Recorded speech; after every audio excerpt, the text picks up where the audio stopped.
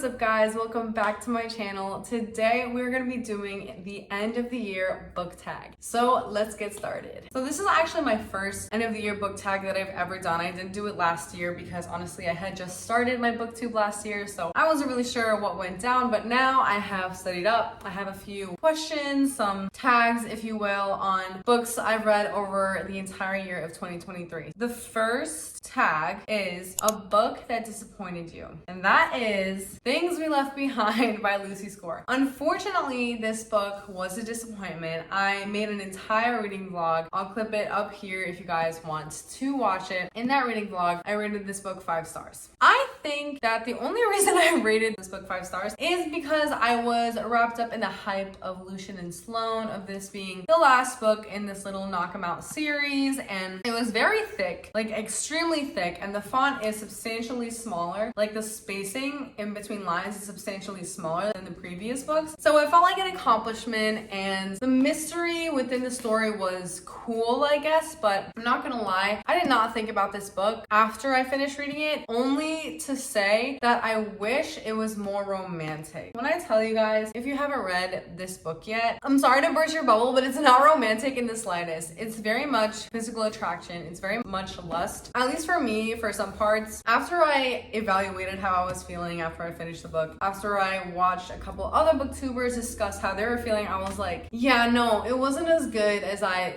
wished it could have been, because I definitely wished, I knew that Lucy Score could have given us more, you know? So there was almost no emotional connection between these two. Like it was a disappointment. So I think now I would rate it probably 4 stars, because, you know, it's still a great series. It was still a fine read, but the romance aspect that we were all waiting for just was not there. Unfortunately, this was my biggest disappointment of 2023. I wrote all my stuff down in sticky notes so I could like keep track. The weirdest book I read this year, I actually didn't bring to this apartment when I moved in, because I thought it was so weird that I never wanted anything to do with it ever again. And that is The Changeling by Victor Laval, or Lavallee, however you pronounce it. I can't even begin to describe this book to you. So this book is around 400 pages, I think, a little over 400 pages. The summary of the book, which is why me and my friends in our little book club, why we picked it up, it seemed extremely interesting, like extremely interesting. It seems like a fantastical mystery book, right? I literally couldn't even tell you what genre this is. I didn't even know it was marketed as horror. I had no idea. So going into this book, I was like, okay,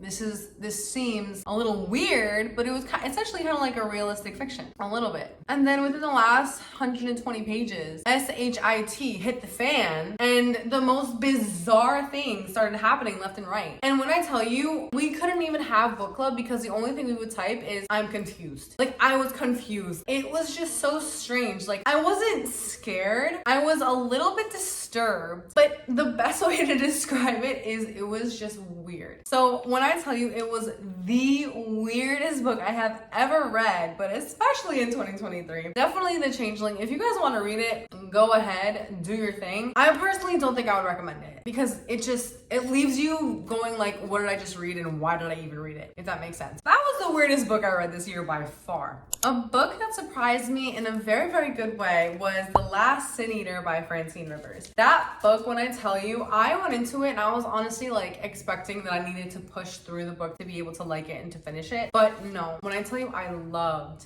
that book. I can see myself rereading that book in the future. I can see myself going back to that book, buying multiple copies of that book, finding it in thrift stores and purchasing it, because that book resonated with me and with my heart, and it was just so sweet. There was aspects of found family, there was action, there was drama. It just was so well-rounded. Obviously 5 stars. I would 100% recommend it to every single person I ever meet in my entire life, because it was that good of a book. It was easy to read also. It wasn't even that difficult. The reason why I thought I needed to like struggle a little bit to read it is because it was a Christian realistic fiction. I'm not into realistic fictions or literary fictions. Like, I like me a good mystery or a good fantasy. Like, that's the kind of genres that I'm into. But that book stole my heart, and it still has it. And I'm so grateful that I read that book this year, because it just altered my brain chemistry, as they say. All right, so my favorite series of the year, I actually don't have it because a lot of my books are still at my parents' house, but it is the Prince Warrior series by Priscilla Shirer. So this is a 4-book series. It starts off with a trilogy, and then there's a little in the future epilogue kind of book. It is a Christian fiction book made for a middle grade reader, and I read it because I got it for Christmas last year, and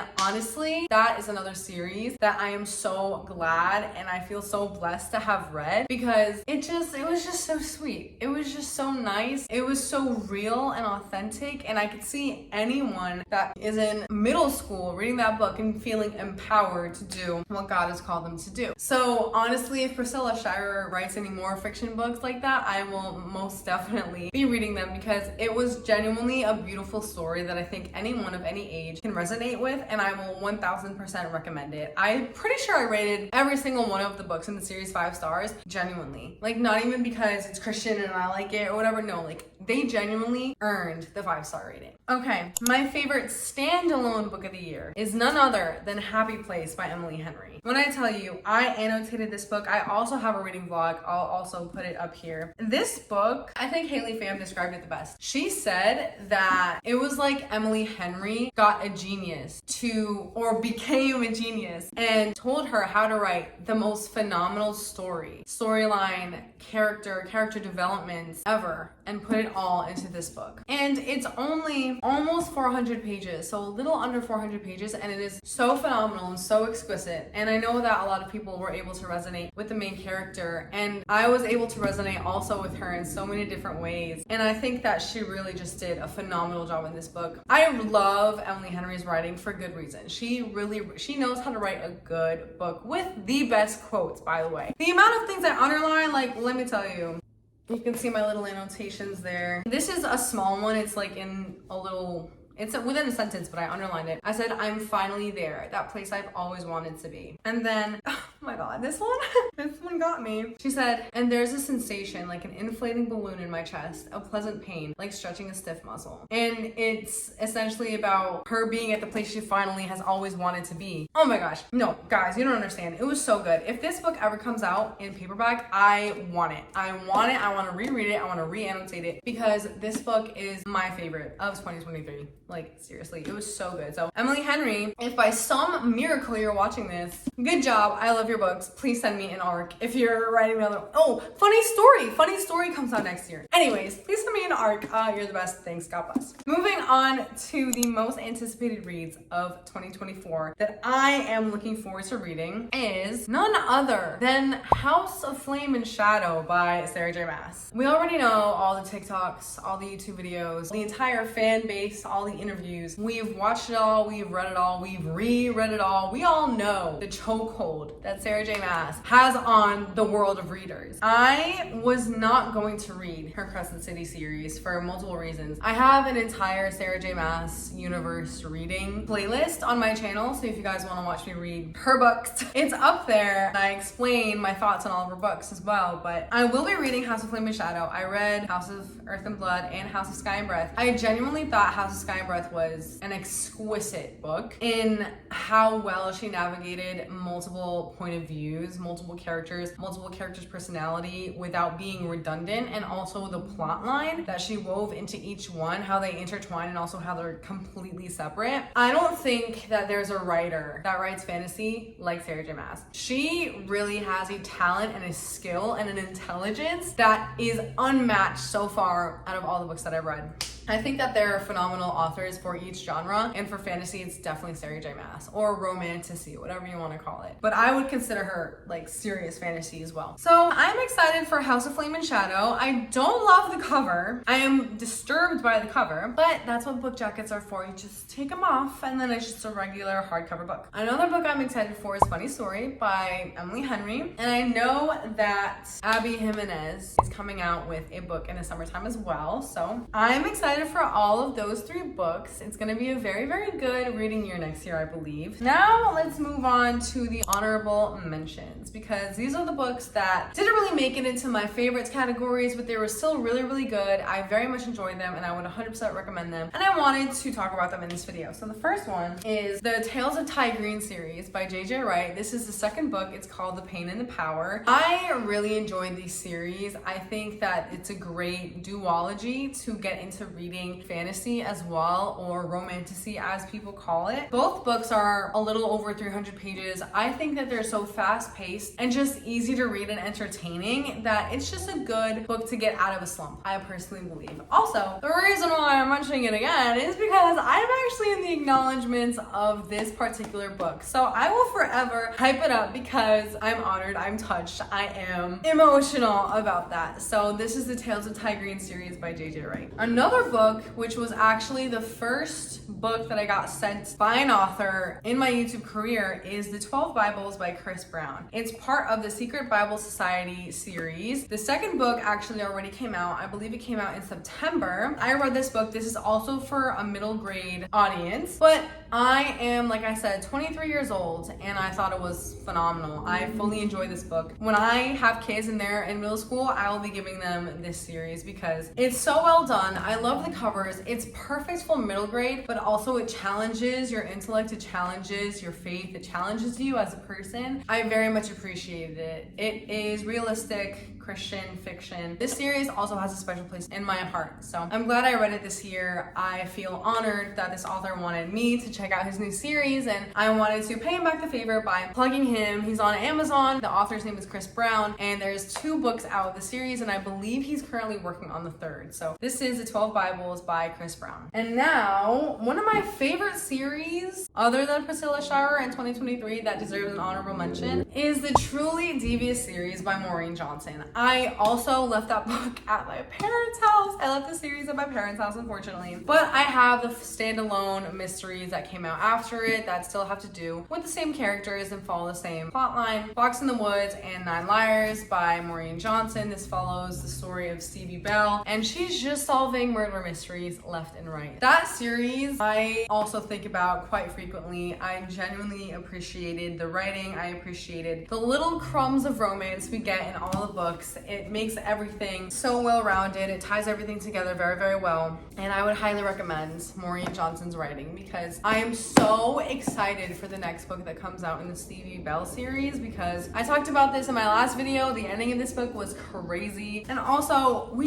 love Stevie. We love mystery and we love Stevie. So this was definitely a very, very good honorable mention, and I literally rated the entire series, including these 2 books, 5 stars. And to my last honorable mention, that this is actually the first book of this author that I've ever read, but she's like famous and she writes books like people bake cookies. Like they're just coming out of the oven left and right. Ellen Hilderbrand. I think I'm pronouncing that right. I'm sorry if I'm not. I'm really trying here. But it's a 5-star weekend. I got this actually at the airport on the way to my honeymoon, and it was the perfect beach read. And after this book, I'm an Ellen Hilderbrand fan. Like I'm definitely gonna get some more of her books and read them because they're just fun. They're cool, they're fun, and they're refreshing. And they're the perfect beach reads. Like, look at this cover. If this isn't summer, I don't know what is. That is the last for my honorable mentions. And now, the last segment of this video, I wanted to talk about my 2023 statistics. I want to start doing this every year and kind of get more in depth with them every year, because this year I didn't include page counts and stuff like that, or like how many new authors I read, but I definitely want to do that in the coming years. So here are my statistics for the books that I've read in 2023. I read, meaning I started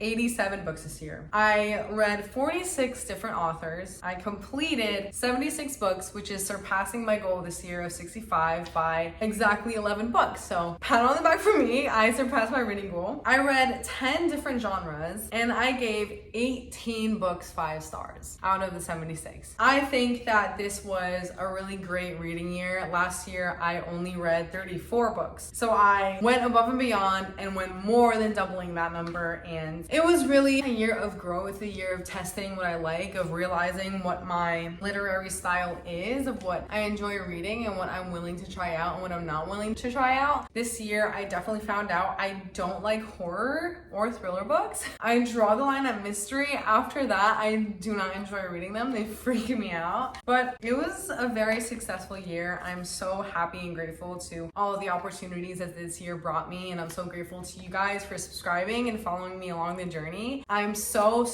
excited for what 2024 is gonna bring because I know God is going to exceed my expectations. So thank you guys so much for watching, for liking, for subscribing. And if you're new to this channel, feel free to subscribe if you want to and check out the rest of my videos because I have a lot of different styles of content, but they all follow the same linear path of I love Jesus, I love reading, and let's do this stuff together. So thank you guys so much for watching. I hope you guys found some new books that you guys want to read through this video, and I will see you guys on Monday for Vlogmas. So don't miss that. Hit the notification bell so you don't miss a single video for Vlogmas because I'm gonna do the 12 days of Christmas. So thank you guys once again, and God bless you and peace.